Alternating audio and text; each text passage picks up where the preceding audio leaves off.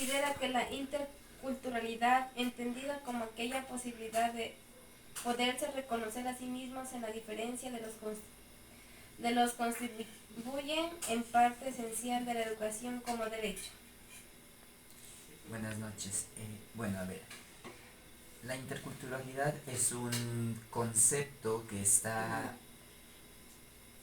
garantizado dentro de la Constitución de la República y como derecho el país, no solamente las personas, sino el país tiene la obligación de conocer a cada una de las personas, autorreconocer sus diferencias, obviamente, y luego desde esas diferencias plantearse un reconocimiento en las diferencias de los demás. La interculturalidad es esa capacidad de poder vivir, convivir con los demás, manteniendo las diferencias que cada uno tiene. En el Estado ecuatoriano se ha luchado para que esos derechos o esa interculturalidad esté dentro de la Constitución de la República y por lo tanto como Estado se la tiene que aplicar con todas sus decisiones, con toda su responsabilidad y con todo su respeto a las demás culturas, a las formas culturales que hay en el Estado. En su calidad de docente, ¿cómo ha aplicado el summa causai, entendiendo que es la constitución de una forma de convivencia ciudadana, en diversidad y armonía de la naturaleza? Bueno, este principio del summa causae es un principio de vida que tienen los pueblos y nacionalidades indígenas especialmente, ¿no? Y de ahí se lo ha trasladado a un concepto más generalizado dentro del Estado ecuatoriano. Entonces, dentro de educación, lo que se pretende es establecer todas esas condiciones que sean permisibles para que todos respetemos, por ejemplo, el derecho a la naturaleza. Hoy tenemos ese derecho a la naturaleza, pero la intención es que se conozcan cada uno de los principios de vida armónicos. O sea, que nosotros no estamos solos, seres humanos, seres de la naturaleza, con una forma armónica de convivencia en este planeta que nos encontramos. En educación, ¿qué es lo que nosotros hacemos?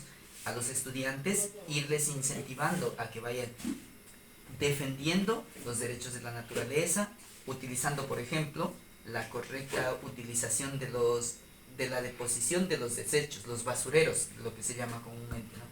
Que tengamos una naturaleza limpia. Entonces nos armonizamos con la vida en general, ¿ya? Y eso se tiene que empezar desde muy pequeño, porque ¿quién le enseña al estudiante a que no arroje basura donde no le corresponde? Porque está atentando contra un derecho de la naturaleza. El summa causae es el principio del buen vivir. Y vivir bien significa que no estemos enojados ni peleados con nadie, que no le hagamos el mal a los demás. ¿Considera tener claro cuáles son los derechos y obligaciones de la comunidad educativa? ¿Es fundamental para crear un ambiente de respeto en el que genere conocimiento? Bueno, la comunidad educativa la hacen los tres actores: docentes, estudiantes y padres de familia. Ya.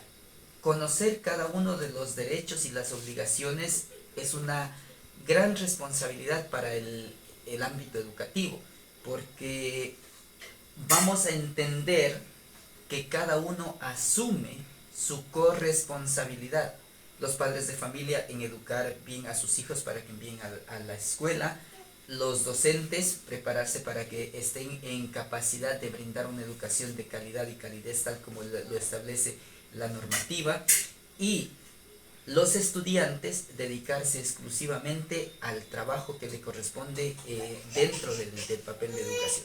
Entonces, si nosotros conocemos cada uno de esos derechos, no vamos a tener un desfaz, un desequilibrio dentro del ámbito educativo. Más bien vamos a fortalecer eso.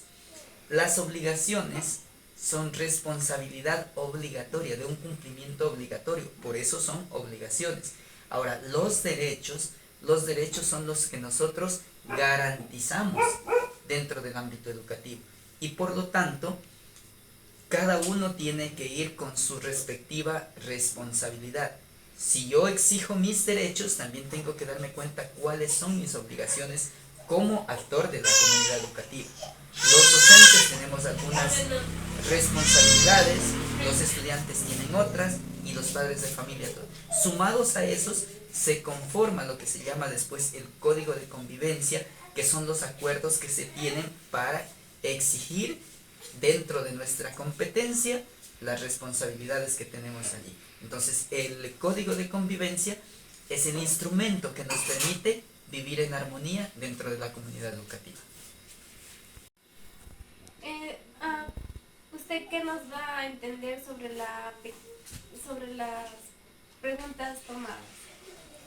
Bueno, lo más importante es que nosotros conozcamos estos principios conceptuales, tanto la interculturalidad, el summa causae y los derechos y obligaciones de los estudiantes, ¿no? La interculturalidad complementa al summa causae, ¿no? Porque generalmente estamos viviendo en una monoculturalidad, es decir, dominados por una sola cultura, que es la cultura blanco-mestiza. Ahora, el principio de interculturalidad lo que nos pretende dar a conocer es que todos nosotros nos necesitamos y nos complementamos dentro del Estado.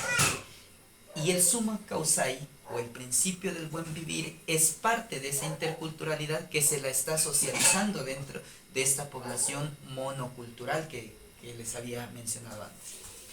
Y todo esto va a entrar dentro de lo que es educación, porque no podemos armonizar a la educación si primero no armonizamos la parte humana, el principio del buen vivir, la interculturalidad, que es la relación armónica. Entonces, a mí me parece bastante interesante que se estén topando estos temas dentro de los planes de estudio de las universidades, dentro de la vida cotidiana de las instituciones educativas, porque antes hablar de interculturalidad era segregacionar o discriminar solamente a pueblos y nacionalidades indígenas, y hoy ya teniendo esto dentro de la Constitución, ya se puede hablar en forma generalizada.